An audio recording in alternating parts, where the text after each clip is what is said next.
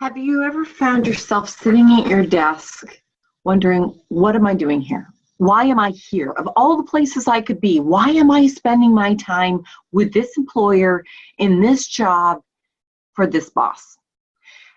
Do you sometimes wake up on a Sunday morning with that sense of dread that you only have one more day to get it all done? And then you have to go back to the early mornings, the long days, driving kids around, just to feel like you haven't got it all finished in a day. And you also wonder sometimes, why are you giving up your health, your wellness? When was the last time you were able to get to exercise, or if you managed to get there, to actually enjoy it and have the energy to really give it your all? But what if it could be different? What if, in fact, you had control over your schedule, that you also had time to be able to spend with the people who mattered most? And what if, in fact, you were able to call the shots, that you were able to do work that you knew served the world and that tapped into your strengths rather than it be somebody else's agenda? In fact, wouldn't it be amazing that every bit of hustle, all the hard work that you put in, your passion, your dedication goes towards your family and your own prosperity rather than somebody else's? I would love to invite you to consider, in fact, for one moment, you already have that capability, that possibility. It's something that I call, well, the rest of the world calls it too, entrepreneurship. In fact, I would like to suggest that I bet you are already an entrepreneur. We just call it something different. In fact, we very rarely even name it. It's intrapreneurship. However, what if everything you've been doing in your career has been building up to this point where you could take it on the road and work for yourself, build equity for yourself, and have the freedom? You see, there are a few things that I find, as somebody who's made this leap herself and been able to build a six-figure business in 3 years, somebody who coaches people to start their own business and launch it rapidly and successfully. There are a couple of key ingredients. Number one is you have to admit that you're on autopilot. Are you going through the motions? You're putting one step in front of the other and you're just getting through the week until Friday, and then you're getting through the weekend trying to get it all done so you can get back to work and do it all over again? I'm tired just even describing it that way. Do you feel resentful about that? Well, that's a sign of autopilot. Number two, it's that you're not really able to do the things that you love most. That you say to yourself, you know what? There is a time and a place for doing what I love, and it's called retirement. Well, what if you could do what you love and you don't have to wait till retirement?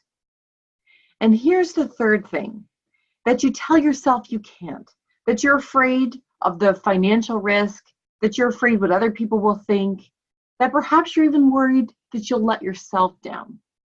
Well, that's probably a place of fear that's blocking you from seeing all the things that are possible. What, in fact, you could be making more money if you worked for yourself? What if you had more energy because you were doing the things that filled you up and that you're making choices for yourself? And what if, in fact, you were robbing the world of your greatness because you were containing it to only one organization, to one team, to one project, to one industry, to one piece of work, when in actual fact, you could be bringing that to the world in a much bigger way? I get that it's not easy. The fear is going to hold you back, your lack of confidence, perhaps not being experienced in being an entrepreneur. I'll share with you one quick story. I can remember reading 17 magazine. Did you get that magazine too? Well, maybe you didn't, but I did, and I look forward to it every single week. And I remember opening the pages, that crisp magazine, that fresh magazine smell. And I got to a page that I felt it was just put in there for me. It was how to start your own business. And they gave 3 ideas. The first one, if I recall correctly, was to babysit in your own home. And I thought, oh, I'd like babysitting, but I don't think I want to clean up after those kids. The next idea, I think, was cleaning houses. And I had actually already been dabbling with that after school, once a week, I would go to somebody's house and I would clean their place. So I thought, oh, I'm already an entrepreneur. I've already done that. But the third idea, the third was just for me. You see, I lived in a tourist town and it was full of bed and breakfast. And the idea was to be a baker where you baked in your own house. And I could see it now. I love to bake. And I could create all of these wonderful options, a little menu of muffins, and I could go around to all the local bed and breakfast and I could say, what kind of muffins would you like? And I could bring them to their house first thing in the morning. I didn't mind waking up early. I could present them with these beautiful options and they could serve them to their guests and it would save their time and I would make some money and I wouldn't have to leave my house. It'd be so great. And I shared it with my mom. I was so excited. I've got this great business idea. This 11-year-old coming to her mom saying, I'm so ready to start my own business. I shared it with her and her reaction was, please don't tell me that you want to mess up my kitchen and make it hot all summer. Well, as a mom, I completely get that reaction. But at the time, it felt like it just moved entrepreneurship one step farther away. Now, I have to tell you, I have the most wonderful, supportive, loving mom. And just because she didn't support this doesn't mean to say she didn't support a lot of things. However, anytime I brought an entrepreneurship dream forward, including the one I'm living right now, my parents have always been worried and hesitant. Why? Because they're just as afraid for me, if not more so, than I've been afraid.